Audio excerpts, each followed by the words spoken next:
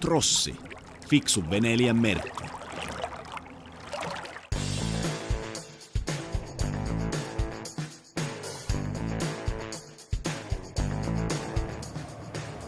Joo, eli käärmeluotoja luodaan ja perämoottori alkoi piiputtaa, joo.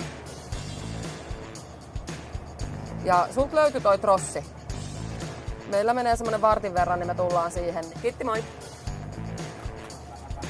Joo, mä ajoin tuossa saarten välissä ja sit se alkoi piiputtaa ja väkkiä ja mä pääsin tähän laituriin ja yritin katsoa sitä, mutta en nähnyt mitään vikaa siinä ja sitten mä yritin käynnistää niin ei tuosta enää lähtemään käyntiin ollenkaan. Sulla on trossi, niin sä sanoit? On joo, trossi. joo.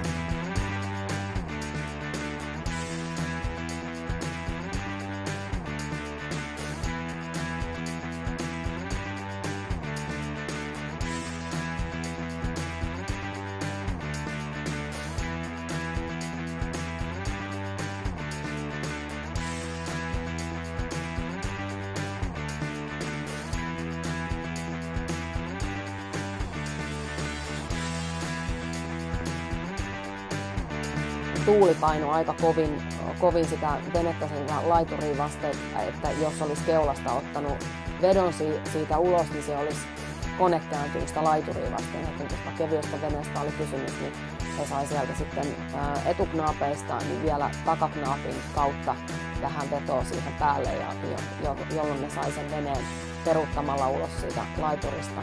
Ja sitten vaan veneen omistaja irrotti sen siitä peräknaapista ja sitten se siirtyikin ihan normaaliin perähinaukseen ja ongelmitta.